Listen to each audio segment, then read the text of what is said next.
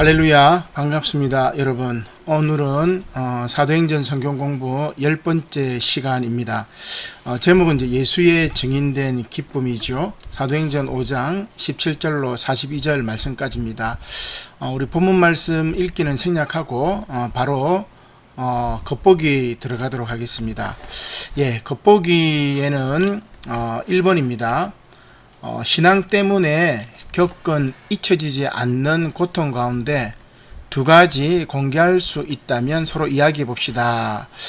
이런 이제 이야기가 나오는데 참 신앙 때문에 어려운 일들이 많이 있죠. 여러분들이 그냥 생각을 하시면 될 것 같아요. 자, 두 번째는 억울한 일을 당했을 때 예상치 못한 일로 인하여 해결을 보게 된 경우가 종종 있다고 이야기를 합니다. 그 사례를 통해서 얻은 깨달음을 간략하게 이야기해 봅시다. 이런 이야기인데 참 이것도 그냥 여러분들 생각하시면 좋을 것 같아요. 우리가 이제 대면해서 이렇게 이야기를 한다면은 조금 이제 소그룹 성경 공부 모임에서는 이야기가 이렇게 좀 심도 깊게 되어서 이야기를 이제 나눌 수가 있는데 우리 비대면 이제 성경 공부니까 여러분들 이런 일이 있다는 정도를 이렇게 알아보시면 좋겠습니다. 자, 이제 그 겉보기 다음 들여다보기입니다. 제가 화면을 조금 줄여야 되겠네, 그죠? 자, 들여다보기인데 들여다보기 1번입니다. 대제사장과 그와 함께한 사람들은 왜 사도들을 잡아다가 옥에 가두었을까요? 이제 17절 말씀에 보면 이제 마음의 시기가 가득했다고 이야기를 하죠. 두 번째, 주의 사자가 역사하신 이유는 무엇입니까? 이제 체포당한 사도들을 옥에서 끌어냈죠. 그 이유는 뭐냐면 바로 생명의 말씀을 전하도록 옥에서 구출해 주셨던 것입니다. 3번입니다. 옥에서 나온 사도들이 간 곳은 어디입니까? 21절에 보니까 바로 하나님의 성전이죠. 그리고 4번, 사도들이 성전에서 행한 일은 무엇이냐, 그 이야기인데 백성들을 가르쳤던 일이라고 이야기를 할 수가 있겠습니다. 자, 그 다음 5번, 사도들을 다시 잡으려는 자들은 누구의 눈치를 보았습니까? 그러니까 백성들이 눈치를 보죠. 그러니까 백성들이 돌로 칠까요? 사도들을 다시 잡으려고 했던 사람들이 눈치를 보게 됩니다. 그리고 6번, 제자들은 사람보다 무엇을 더 중히 여기는 것이 마땅하다고 말을 하지요? 바로 하나님께 순종하는 것이라고 29절 말씀에 그렇게 말씀하고 있습니다. 7번째, 그 제자들이 일갈되게 전하는 것은 무엇이냐? 이제 30절 이하에 나오는데 십자가에 죽인 예수를 하나님이 살리심과 이스라엘의 회개와 죄사함을 주시려고 구주로 삼으셨다는 복음을 일관되게 전했던 것이지요. 그리고 8번입니다. 가말리엘은 왜 사도들을 상관하지 말고 그대로 내버려 두라고 했을까? 나중에 이제 가말리엘에 대한 이야기가 들어가 보기에 좀 나오는데, 일단 이 가말리엘이 왜 이제 상관하지 말라고 했냐면은 바로 이제 하나님을 대적하는 일이 될까봐 그렇게 이제 이야기를 하는 거죠. 자, 49번, 그럼에도 이들 사도들을 죽이려고 했던 자들은 사도들에게 금지를 하죠. 무엇을 금했죠? 바로 이제 예수의 이름으로 말하는 것을 금지합니다. 왜냐하면 이들이 예수님을 죽였기 때문에 예수의 이름으로 말하는 것은 민중의 폭동을 일으킬 것 같아서 그렇게 이야기를 하는 거죠. 자, 그 다음에 10번입니다. 사도들은 무엇 때문에 기뻐했습니까? 예수님의 이름으로 그 예수님 이름을 위해죠. 예수님 이름을 위해서 능력 받는 일에 합당한 자로 여김을 받는 것에 대해서 기뻐합니다. 자, 그 다음 11번, 예수님은 풀려난 사도들이 중단하지 않고 계속한 것은 무엇이었습니까? 바로 예수는 그리스도라고 가르치는 일과 전도하는 일을 계속하였습니다. 자, 그러면 이제 들여다보기를 통해서 말씀을 조금 이제 살펴봤다면, 말씀의 내용을 살펴보았다면, 이제 들어가 보기를 통해서 말씀의 깊이를 조금 더 이렇게 들어가 보도록 하겠습니다. 자, 1번입니다. 사람들의 관심이 사도들에게 향하는 것을 두려워하여 시기심에 불타던 이 유대인들이 취한 조치들을 보면서 이 사건이 우리에게 시사하는 바는 무엇인지 말하십시오. 요 얘기인데, 자, 믿음을 붙잡는 이들에게는 참 많은 난관과 또 환란이 이제 닥치게 되지요. 근데 이런 가운데서도 하나님께서 함께 하신다는 것을 우리가 알 수가 있습니다. 이러한 심각한 견제를 허락하시는 하나님의 섭리와 그런 가운데서도 믿는 자들의 영광과 권세를 우리는 보게 되는 것이죠. 예루살렘의 종교 지도자들은 자신의 유익을 우선시합니다. 그래서 하나님을 대항하는 짓을 중단하지 않죠. 많은 종교 지도자들이 하나님의 이름을 이야기하지만 실제로는 자신의 유익을 구하고 하나님을 상품화하고 하나님의 이름을 장사치로 만들어버리는 겁니다. 하나님을 대항하는 짓을 하나님의 이름으로 하게 되는 것이죠. 그들은 하나님의 뜻을 전하는 본분을 버립니다. 단지 사람들의 시선과 재물을 탐하는 선택을 반복하게 되는 것이죠. 그러나 절대 약자인 사도들은 오히려 경건하게 가르치기와 전도하기를 그치지 않았다. 이제 그런 이야기입니다. 자, 두 번째입니다. 체포당한 사도들을 외부로 이렇게 구출해 주는 인물이 등장합니다. 주의 사자죠. 주의 사자는 하나님이 직접 보내신 구원자라고 볼 수 있는데, 초대교회에는 위기의 순간에 위기 순간과 복음 전파의 순간에 종종 이러한 주의 사자가 나타나서 큰 역할을 하게 됩니다. 그 내용을 이렇게 확인해 보면 어떻느냐? 자, 우리 이제 해설집에 보면 이렇게 되어 있습니다. 베드로를 향한 백성들의 호응과 칭송이 높아지자 이를 시기한 종교 지도자들이 베드로를 옥에 가두었을 때 주의 사자가 옥문을 열어주었습니다. 초대 집사 빌립에게 주의 사자가 나타나 예루살렘에서 가사로 내려가는 길, 곧 남쪽 광야까지 가라 하셨던 것도 있었죠. 그 다음에 이 가이사랴 고넬료에게 나타나 요바에 거하고 있는 베드로를 청하게 해서 이방인 전도의 문이 열린 것도 바로 이 주의 사자라고 할 수가 있습니다. 요한의 형제 야고보를 죽인 헤롯 왕이 베드로를 잡아 가두고 그를 죽이려고 했던 그 전날 밤에 주의 사자가 나타나서 베드로를 이끌어 헤롯과 유다 백성의 손에서 벗어나게 했던 그런 경우도 있습니다. 이러한 일련의 사건들은 오늘 20절 말씀에 나오는 것처럼 가서 이 생명의 말씀을 다 전하라 라는 복음사역과 관련이 되어 있습니다. 그래서 우리는 여기서 이제 기적에 주목할 것이 아니라 그 기적을 일으키시는 하나님의 뜻, 즉 하나님의 말씀을 전하는 것에 있다는 것을 잘 깨달아야 할 것입니다. 자, 3번입니다. 대제사장은 다시 끌려온 사도들에게 예수의 이름으로 가르치는 것을 금지를 합니다. 무슨 이유에서 이제 금지를 했을까? 반면에 베드로는 어떤 대답으로 대응하면서 이 금지 명령을 어기고 자기의 뜻을 굽히지 않았냐, 이런 이야기죠. 그들이 이제 예수의 이름으로 사람들을 가르치고 다시 예루살렘에 예수의 이름이 가득하게 하는 것을 싫어하죠.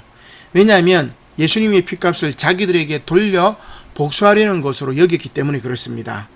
따라서 사도들은 자기들의 행위는 오직 하나님께 순종하는 데서 오는 것이다, 이렇게 이제 이야기를 하게 되죠. 하나님이 그들이 죽인 예수를 다시 살리심은 이스라엘로 하여금 회개하고 용서받게 하셔서 모두에게 나사렛 예수를 임금과 구주로 삼으셨다는 것을 선포하게 됩니다. 그러므로 자신들과 성령께서 그 일의 증인임을 담대하게 이제 베드로가 이야기를 하고 있는 것이죠.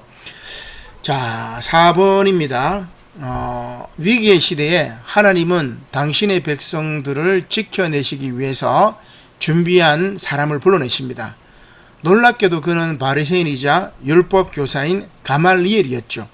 그가 목숨이 걸린 사도들을 보호하려는 하나님의 마음을 대변하고 나서 사도들은 그 고비를 넘기며 더욱 주의 일에 집중할 수가 있었습니다. 그가 이제 누구이며 어떤 논리로 사도들을 지켜낸 것인지 한번 찾아봅시다. 이제 뭐 여기 이제 말씀에 나와 있는 것처럼 이 당대 유명한 힐렐 학파의 손자, 힐렐의 손자죠. 유대교의 유명한 랍비입니다. 또 이제 바울의 스승인 가말리엘이라고 이야기를 할 수 있습니다. 이제 가말리엘이 뭐라고 얘기하냐면은 베드로를 위시한 사도들을 이제 처단하려고 할 때, 죽이려고 할 때 조금 신중하라고, 그리고 유대인들에게 관대하라고 그렇게 권면을 합니다. 이 가말리엘의 논리는 이거죠. 사도들이 벌인 일이 배후에 만약에 하나님이 계신다면은 시간이 지나면 알 수가 있을 것이다. 그리고 그 당시 이제 많은 메시아 운동이 있었는데, 다른 메시아 운동의 사례를 따르면 지도자가 죽으면 그 추종자들이 빨리 흩어졌다. 그래서 이 사도들의 행동도 조금 더 지켜보자. 이런 이제 이야기를 하게 되죠. 자, 그 다음 5번입니다. 자, 그 결과 가말리엘이 이제 사도들을 좀 풀어주라고 이야기한 결과 처벌을 이제 사도들이 받기는 했지만 이제 죽임을 당하지는 않고 처벌은 받아요. 사도들은 오히려 큰 기쁨 속에서 공회를 떠나 나왔습니다. 그 이유는 무엇일까? 또한 교회에는 어떤 파장이 일었나? 그 이야기입니다. 이 석방된 사도들은 자신들이 예수의 이름을 위하여 능력받는 일에 합당한 자로 여김을 받게 되었음을 확신하면서 더욱 기뻐하였습니다. 그리고 그들을 영접한 교회는 힘을 얻어서 어디에 있든지 예수는 그리스도시라고 가르치기와 전도하기를 멈추지 아니하였죠. 그리스도를 통한 하나님의 구원 사역 전체가 기쁨의 메시지, 즉 복음이라고 할 수가 있습니다. 사도행전에서는 그리스도를 위해 능력과 핍박을 받는 사도들의 기쁨, 이방인을 예수의 증인 삼은 기쁨, 그리고 복음이 이방인에게 전파되고 그들이 세례를 받았을 때의 기쁨, 또 심지어 예수님 때문에 채찍질 당하는 것에 기뻐했다고 이야기를 하고 있습니다. 이 기쁨은 하늘로부터 임하는 기쁨이죠. 오늘날 이제 우리 한국 교회에, 또 우리 남부산 영호교회에 이러한 복음을 위한 기쁨이 있어야 할 것이다, 이런 생각을 해보게 됩니다. 만남과 믿기입니다. 하나님의 역사 속에서 우리가 예기치 못한 오직 성령만이 행하시는 기이한 경험을 하게 될 때도 있습니다.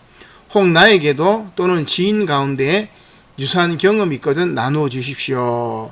이제 이 신비 체험이라고 이야기를 할 수가 있는데, 신학자 가운데 C.S. 루이스라는 신학자의 책이 있습니다. 순전한 기독교라는 책인데, 여기서 이제 이런 이야기를 해요. 신학이란 경험 과학이다, 이런 이야기를 합니다.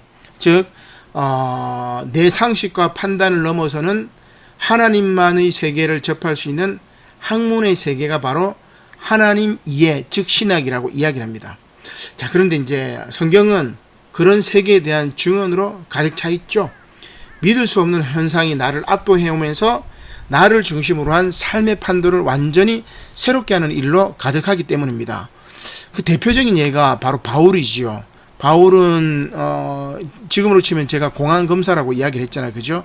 예수 믿는 사람들을 잡아 죽이는 일에 앞장섰던 이 사도 바울이 예수 그리스도를 만나서 다메섹으로 가는 도상에서 예수님을 만나고 그의 인생을 이방인 선교의 사도로 부르심을 받고 죽기까지 복음을 위해서 충성하게 됩니다.